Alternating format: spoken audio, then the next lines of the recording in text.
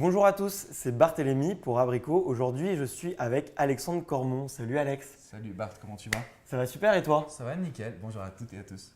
Est-ce que tu pourrais te présenter en 2 minutes à notre audience? Ouais, bien sûr, je m'appelle Alex Cormon, je suis Love Coach depuis 2007. J'ai la chance de diriger 2 cabinets de coaching, un à Paris et un à Miami aux USA. Et voilà, j'accompagne tous les célibataires qui veulent trouver l'amour, tous les couples qui sont aussi en perdition. Ok, super tout ça. Tu sais, comme chez Abricot, on aime bien organiser des premiers rendez-vous. Et du coup, je voulais te demander aujourd'hui, quels seraient tes conseils pour se détendre avant un premier rendez-vous amoureux? Je pense que déjà c'est très bien, c'est une très bonne question parce que on va à un premier rendez-vous, on est un peu stressé. On se dit, oh là là, il faut absolument que je trouve l'amour. Le premier conseil que je peux donner, c'est tout simplement de profiter du moment présent. Ok. Quand on oublie en fait l'enjeu de la rencontre, quand on y va et qu'on se dit ok, je veux juste passer un bon moment, déjà on envoie un bon message à son cerveau. Donc on va déstresser, on va enlever le stress, enlever la pression et se dire ok, j'y vais pour passer un bon moment. Donc là, le premier point, je pense qu'il faut vraiment envoyer un message à son cerveau. Ensuite, dans un deuxième temps, il y a des petites techniques. Je pense à écouter de la musique juste avant le premier rendez-vous, ça c'est important. Faire une activité qu'on aime aussi. Donc pas forcément y aller avec une pression. Si vous allez boire un verre, essayez de choisir un bar que vous aimez, un bar à cocktail, un bar qui peut détendre l'atmosphère également. Ce sont des petits détails qui vont vous permettre d'oublier le fait que vous êtes là pour trouver l'amour et simplement se dire ok, je veux me connecter à cet homme, je veux me connecter à cette femme, tout simplement. Tout simplement d'être à l'aise en fait. Ouais, d'être à l'aise parce que quand on y va pour profiter, on n'y va pas pour se dire tiens, est-ce que c'est l'homme ou la femme de ma vie? Donc ça veut dire qu'on est beaucoup plus à l'aise. Et puis dans un deuxième temps, c'est de choisir un environnement qu'on apprécie. C'est très souvent pour le premier rendez-vous, on va essayer de chercher quelque chose d'extraordinaire, on va se rendre dans un lieu que la personne a choisi. Alors je ne sais pas comment ça marche avec Abricot, c'est vous qui aidez les personnes à choisir un lieu, mais moi ce que je recommande, c'est un lieu dans lequel on se sent vraiment bien et qu'on oublie l'enjeu. C'est oublier l'enjeu en fait qui est important. D'accord, ok. Donc si je comprends bien, le tout c'est de se sentir à l'aise et d'oublier qu'on est à un rendez-vous amoureux.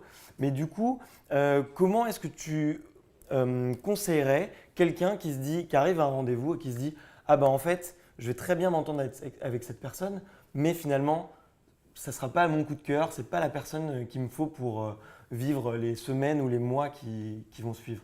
Ça peut arriver, malheureusement, on ne contrôle pas toujours l'attraction. Moi, je me suis aperçu avec toutes les personnes que j'accompagne que le fait de déjà déstresser, d'enlever la pression du rendez-vous ou du trouver l'amour, ça permet d'être à l'aise. Et je dis souvent, parlez à cet homme ou à cette femme comme si c'était votre meilleur ami. Pourquoi? Parce qu'avec nos potes, on est détaché, tu vois, on ne va pas calculer si notre mèche, elle va bien ou pas. En réalité, on est cool, on est détendu. Quand on est naturel, on permet de séduire.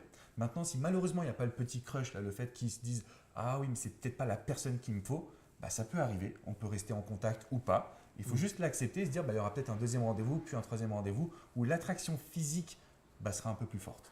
Ok, très bien. Et du coup, toi, sur ton site, est-ce que tu proposes des conseils ou est-ce que tu as des formations qui sont un petit peu pour se détendre de manière générale, pour être à l'aise et un peu gagner en confiance en soi finalement? Effectivement, en fait, moi j'ai pas mal de formations. Donc si vous allez sur mon site alexandrecormon.com, vous allez pouvoir toutes les voir.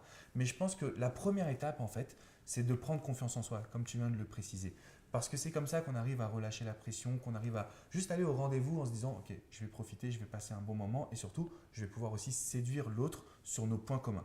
Donc en fait, pour se détendre, il faut rechercher les points communs, il faut rechercher la discussion là où on peut s'entendre et là où il y a un ping-pong, c'est-à-dire vraiment un échange en fait et pas un monologue.